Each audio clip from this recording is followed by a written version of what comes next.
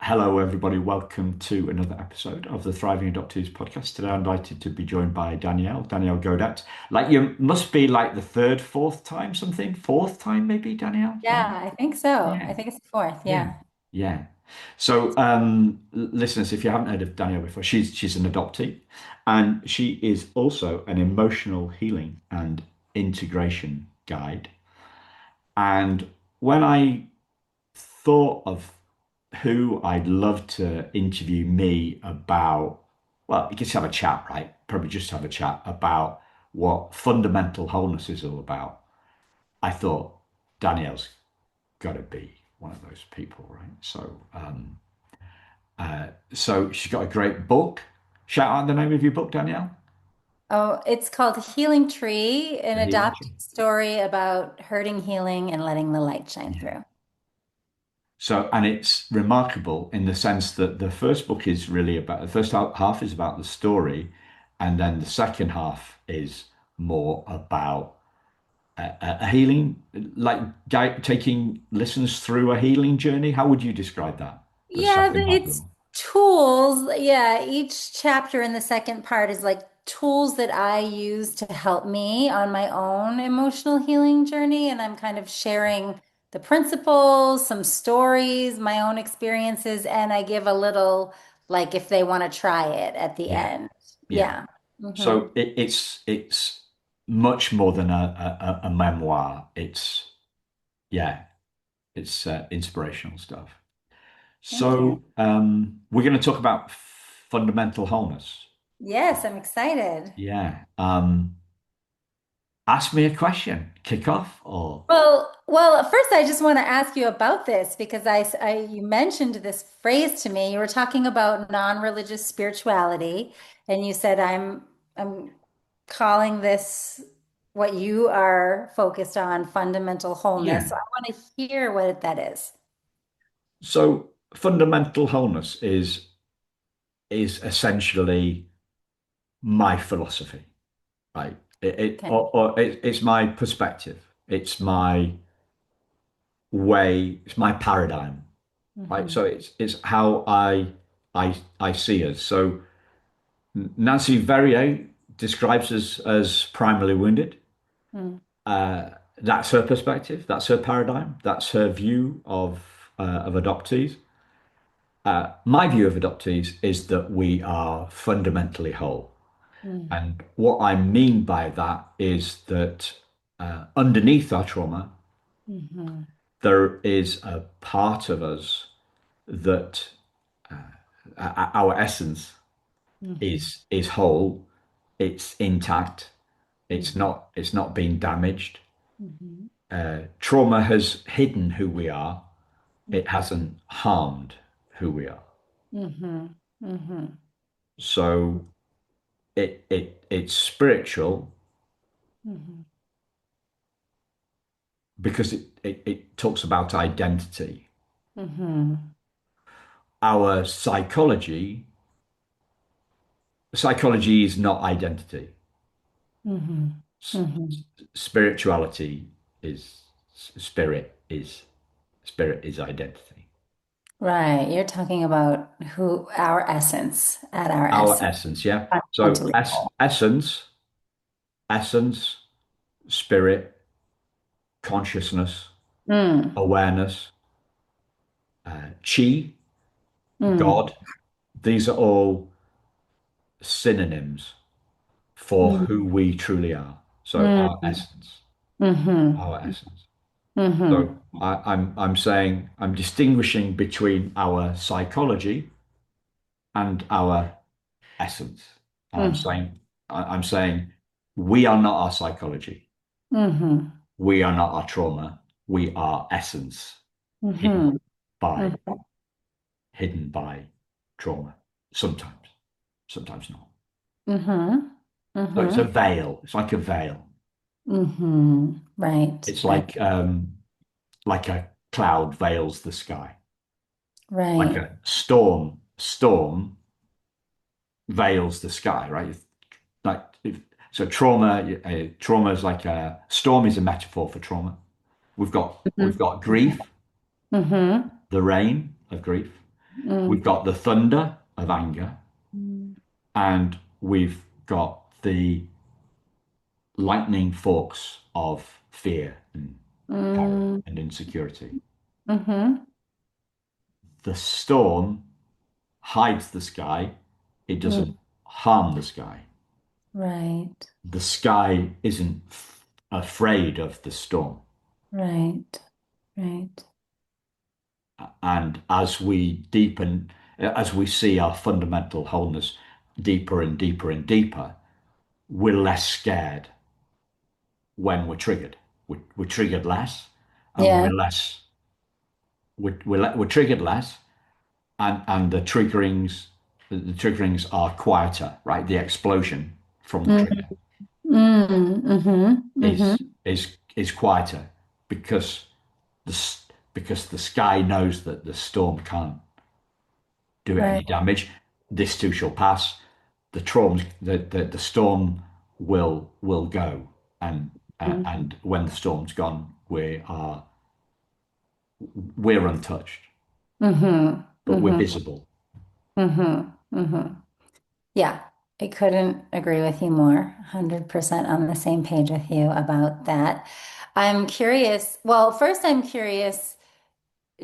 So, this is fundamental wholeness is what you are calling our, I'm just going to use the word essence. It's the paradigm, as you said.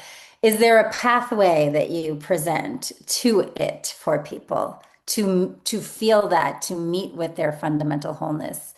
Or is it just you want to clarify, like you're clarifying, you're not the psychology, you're Yeah, like not the storm. Is it more of like a clarifying people's information and It- perception? yeah. It's a seeing thing, not a doing thing, Okay. right? We Yeah. don't we don't have to unless we're really straining to see something because the light's dark or Mm, we haven't got our glasses on, right? We've both got glasses on. Unless we're straining, seeing is doesn't require any effort, right? mm-hmm. Mm-hmm. It's this is a seeing thing, not a doing thing. Okay. Yeah. Understand. So when you share about that seeing, The pathway is seeing. The pathway is that's seeing. The pathway mm-hmm. is seeing. Mm-hmm. Um, the pathway is perhaps taking off our trauma lenses. That could be, yeah, Yeah. yeah. Yeah. But let's say that, let's go play with the metaphor for the pathway because people want to understand the route to it, right? Okay. So I would say the the pathway has two distinct points on it. Mm-hmm. Uh, so let's call those junctions, right? Okay. Well, let's call them mile markers, right? Let's call them mile markers, right? Okay. So mile marker one, we see our fundamental wholeness. Okay. Mm-hmm. Mile marker two would be we feel our fundamental wholeness. Mm, So the seeing is done by our eyes and an idea in our head. The mm-hmm. feeling of our fundamental wholeness happens in our heart, right, Yeah. where we feel it, Mm-hmm. and then the rest of the path, and it's an infinite path, or yeah, it's an infinite path. You could say it's a path until we die. Is aligning is one of alignment, and what I mean by alignment is our thoughts, our feelings, our actions Mm-hmm. align Mm-hmm. to our fundamental wholeness. Yeah. So, Yeah. milestone one, seeing that we're whole. Mm-hmm. Milestone two, feeling whole, and Mm-hmm. the rest of the path aligning Mm. to that. Yeah. Yeah. I love that. So, but I'm curious. So, okay, you meet with a lot of adopted persons, right? Through your Uh-huh. podcast. And Are you sharing about this with them and how's the response? This is my question. So I'm normally interviewing them. So you So don't necessarily so always I get, don't I put some of my I might put my some of my psychology, sorry, my psychology, some of my perspective in, my yeah, thoughts, but I'm interviewing them. yeah, So that's why we're having this conversation today, the other way around, yeah. which is allows because I'm being interviewed, which means that I can ramble on, or whatever, or I can talk about stuff. You can ask me questions about that, Yeah, and great. one of the reasons for doing that Yeah. is because I want to get better at expressing Mm, fundamental wholeness so hmm. that more people can see their Yeah, fundamental wholeness. So yeah. I need to get savvier with my metaphors, with my story, with my clarity. I need to get savvier. Again, I need to get cleverer. I need to get tighter. I need to get more precise. Mm-hmm. So I can do that on a keyboard. I can do that writing in a book, but I actually prefer to do it in a live conversation. I love dialogue. Yeah, I don't love monologue.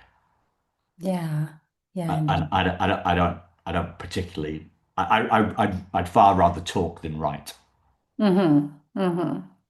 Right. We've talked about that before. I've heard you say that. Yeah. Yeah. Well, I'm good. I'm glad you are sharing. For me, the way you're explaining it is very clear.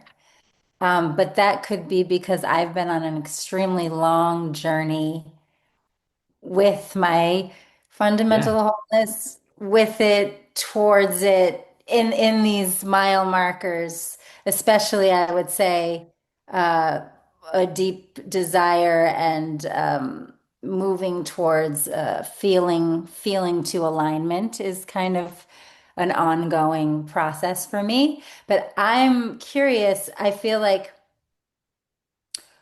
what would you say to someone who I guess gets blocked, right? First, maybe the first mile marker, they can't see it. Or I think I want to talk about both of these things. The second mile marker, because I feel like that's also where I struggled for a long time, where I could feel it, but it was like quick side note, there's a scene in The Matrix, the movie The Matrix. I think it's episode 3. I love that series where they're going to the Machine City. Trinity's driving, she's flying the ship. Neo's next to her. He's blinded by now. Sorry, spoiler for anyone who hasn't seen it. But she breaks through for one moment. The machines have scorched the sky.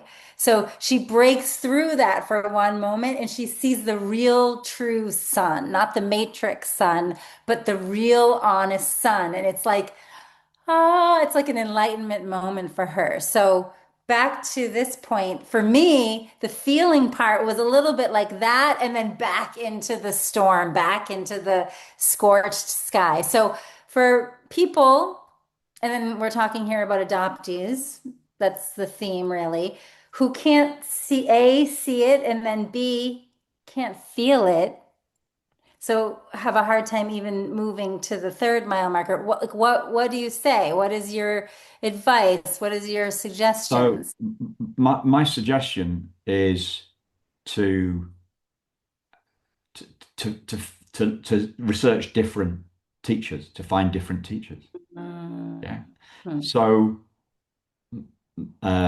what I'm talking about here is sometimes it's psycho-spiritual, right? So one way of looking at this, there are different psycho-spiritual modalities, books, and teachers. So one guy who talks about this stuff is a guy called Richard Schwartz. He's the founder of something called Internal Family Systems, and Oh, that yes. is a psycho-spiritual framework. What So, is psycho-spiritual? Could you define that quickly for me? so it's psychological and spiritual. Ah, It's a okay. combination of the two. I see.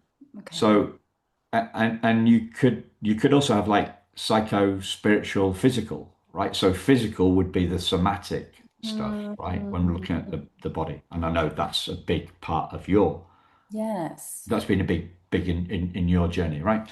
So I'm talking here really, I think, about the glimpse, the head stuff of this, right? Yeah. So seeing it and having it as a thought in your head, Yes. rather than a body stuff, right? So, internal family systems, Richard Schwartz is psycho-spiritual. So, what he's doing, he what I call and other people call consciousness, what you call essence, he calls the uppercase S self. Yes, I've heard that. He calls the uppercase S self, and he characterizes the uppercase S self, Hmm. which is very cool. And he has 7 or 8 C's, and I can Yeah. never remember them all. But Yeah. the first one, uh, the most significant two, I would say, are calm. Mm, Calm. mm, When I think about trauma, I think of anger. That would mm, be mm, mm, anger would be a big part of my trauma mhm, metaphor. My trauma. What's the word?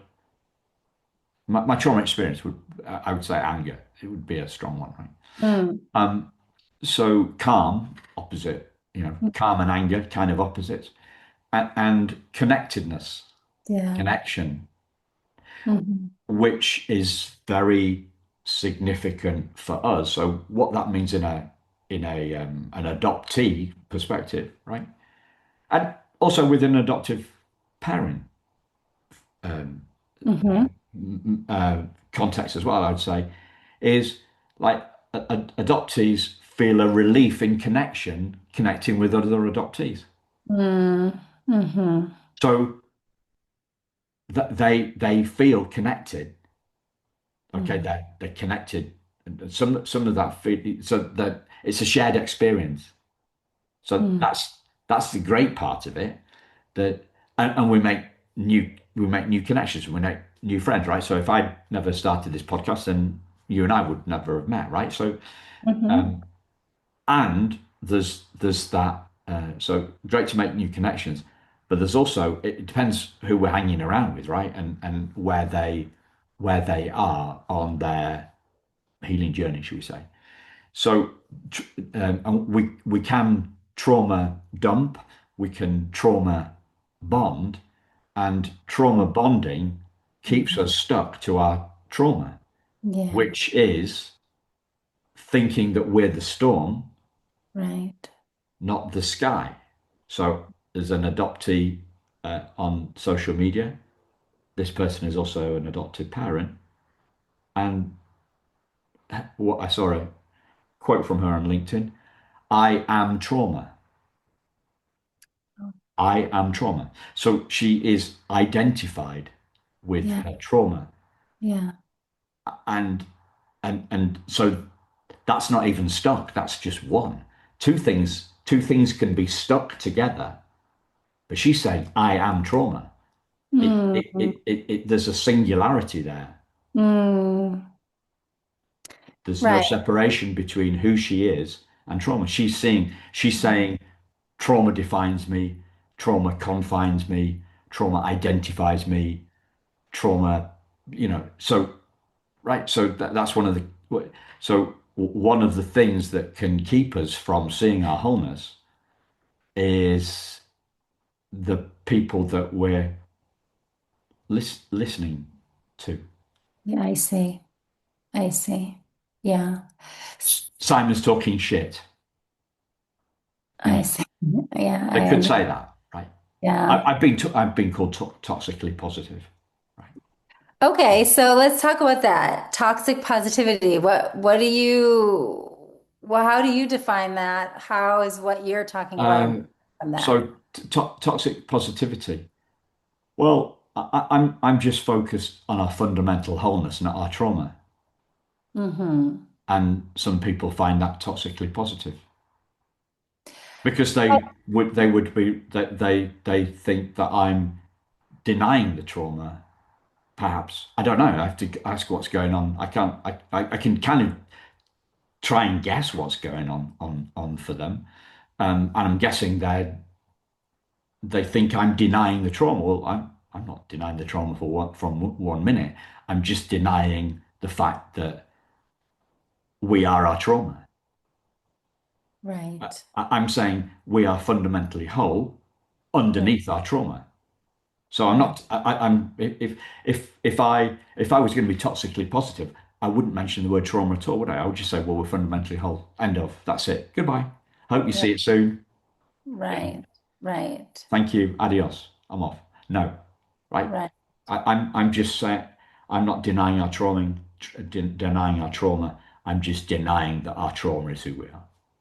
Right. So I'm just if I'm understanding, you can tell me if I'm understanding correctly that like your, I don't know, wish, maybe sense of purpose. I don't know if you feel like mission in it is to like let adoptees know that they are fundamentally whole and they are not their trauma. That's like your desire. Is that right? That's what I'm pointing towards. That's Yeah. Yeah. that's my the podcast is about thriving. Yes. The Right. podcast has been going for 5.5 years. Right. Thriving and fundamental wholeness Yeah. Yeah. And then are interchanging, you're also interchangeable, intertwined. It's not trauma denying. It's just not trauma identifying. right. I heard you say like you're not denying that there is a trauma. You're just saying you're not that trauma. Correct. Yeah. Yeah. We So are whole. We are uh, we are yeah, we are unwounded. We are because our essence is unwoundable. yes. Yes. I'm totally with you on that. And the toxic positivity thing is interesting to me because, well, I don't know what it is. I don't really know what it is, but I think the word that comes to my mind is like bypassing. This is another common word, which I don't like it myself. I am in the camp of I am not, I have a wound. I am not that wound. Never could be that wound. The fundamental wholeness that I am is perfection itself, as for all human beings. But yes, the way I came into the world created some injury, and there's like an effect that I feel as I live life. So I try not to bypass and be toxically positive, just, smile and just choose happiness. And this is a little bit bypassing, I guess, toxic positivity. But what you're talking about is something different. Like you're just trying to sort out like the true essence of who we are from our confused identity that is confused because of how much like pain we have experienced. So my own experience with the primal wound was a relief at a diagnosis. And on the back of the relief of the diagnosis, there was a feeling that I'm stuck with this. Yes, it puts you in a box for sure. It puts us in a box. And then the next thing that happened was a realization that I am unwounded because we are unwoundable. Yeah. And that was about 12 years ago. So I don't think I could express it quite as clearly as that then. Yeah. Yes. Yes. I But I've understand. been grasping, working that to way, working, and I'm still working. I still have a lot to learn Yeah. Yeah. on the clarity of my communication. Yeah. That's why we're here Yeah. today. Yeah. And it's not just only, adoptees, like all people are in some form of box or another. there's different identities that people get attached to, and they lose that attachment to another identity that is usually it has some pain in it. Like it's comforting to attach to that identity for some reason. But the unfortunate part is then, like you said, that becomes a box or a veil or a block or a barrier to reconnect with Yeah. that essence, Well, which, Eckhart Tolle would call it the pain body. The pain yeah. body. Yeah. So pain body and trauma for me are kind of almost the same thing, just different words for the same thing. Uh, one of the one of the other, like the somatic guys, Peter Levine, he says that trauma is a fact of life, but it's not a life sentence. Hmm. Trauma is a fact of life, but it's not a life sentence. And so my question to my question off the back of that is, well, what's the key that unlocks the jailhouse door to Yeah. end the life sentence? Yeah. And for me, that is insight.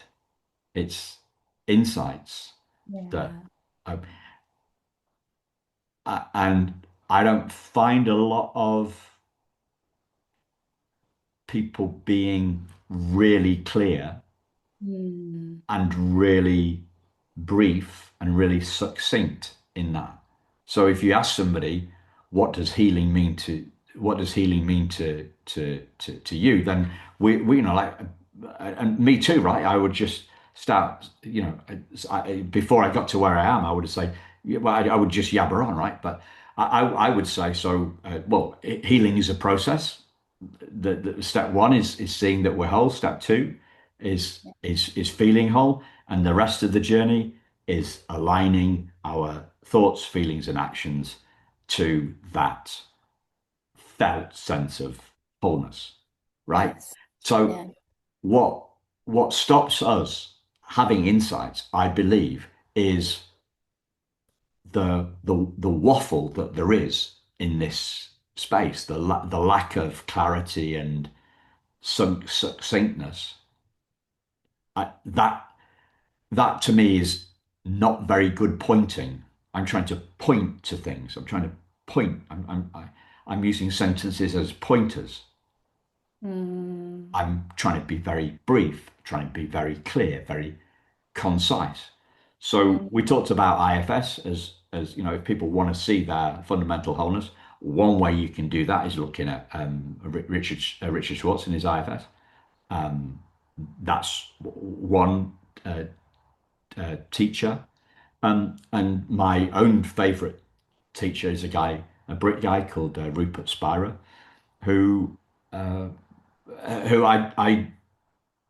think is superb in the precision of his pointing, his clarity, his way of sharing his paradigm with other people. So that's, but yeah, so there's a two people. But if you Google, if you don't like Rupert Spira, then Google non-duality teachers, mm. or put non-duality teacher into your podcast search, and it'll bring up a whole load of different people, and find a teacher that resonates with you, that you like their metaphors, their stories, their precision, their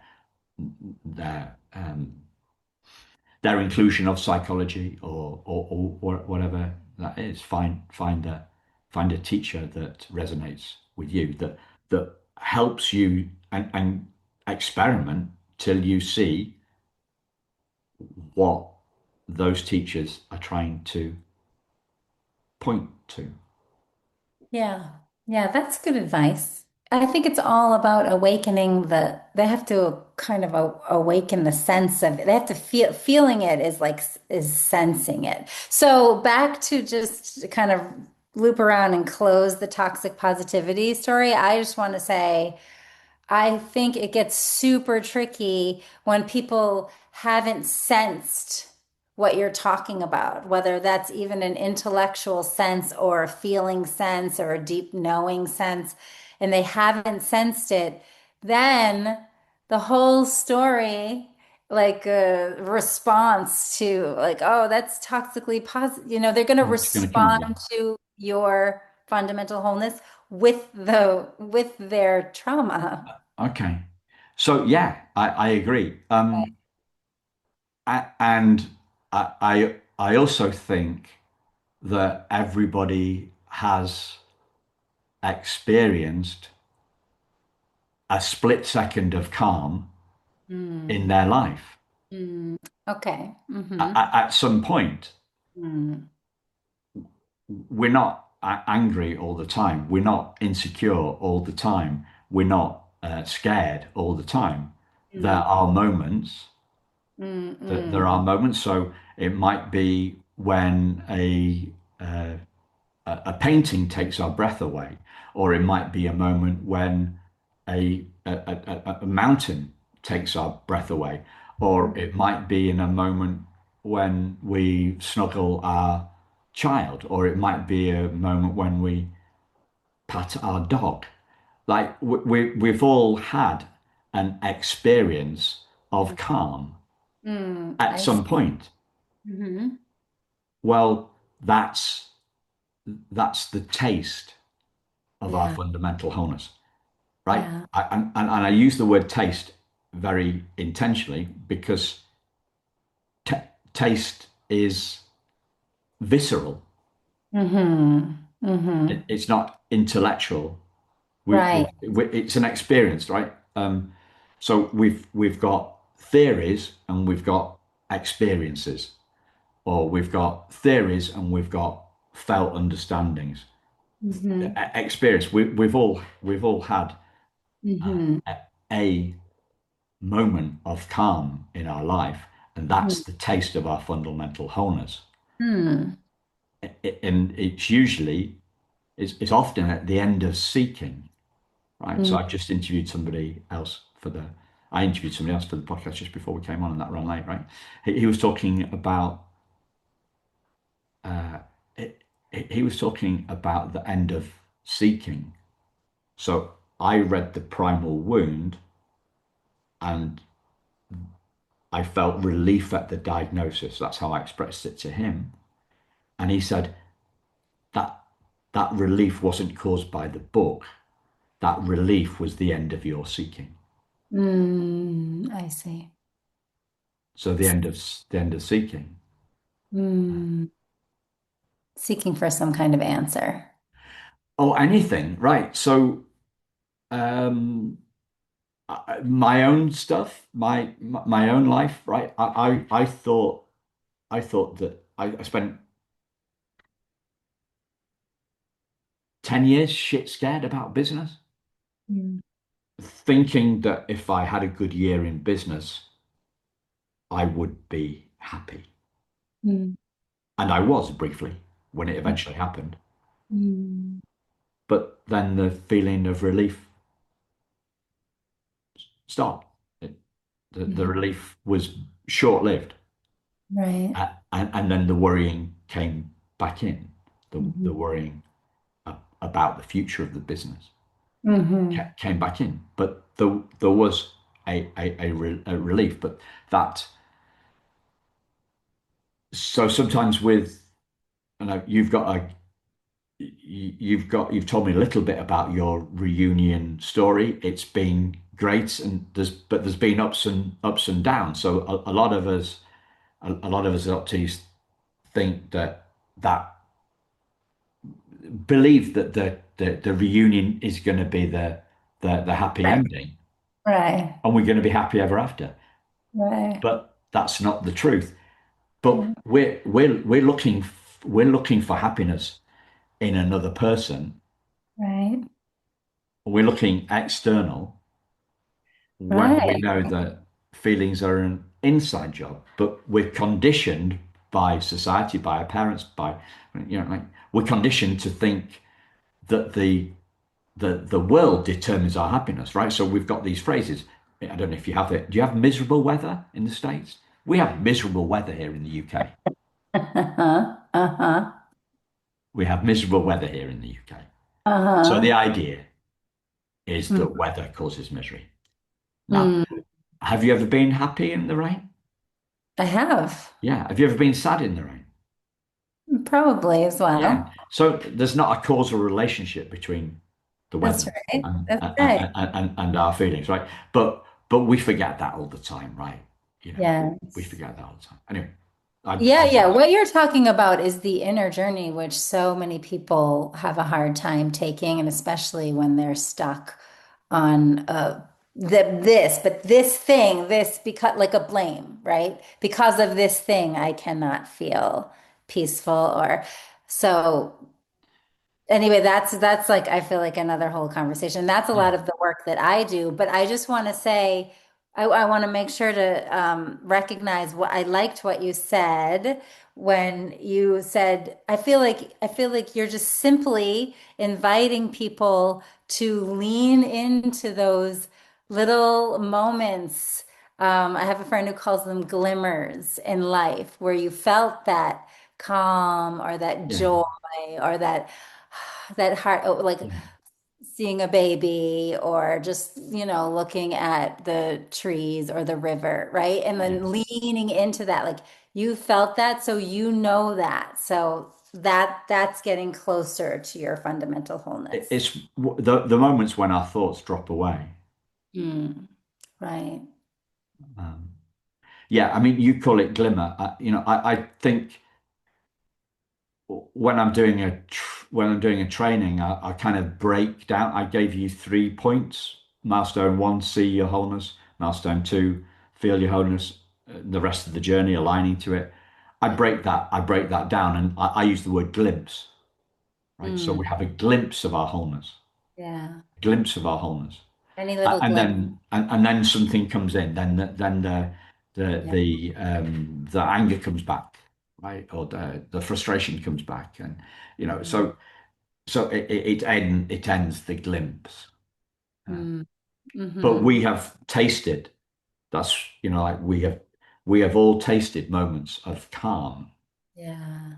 and that is the proof that we're not fundamentally broken. Because if we are fundamentally broken, fundamentally wounded, we would feel trauma all the time, Mm-hmm. 24/7, and Mm-hmm. yet we we don't, because Mm, we're the sky in which our trauma storm comes yeah. and goes.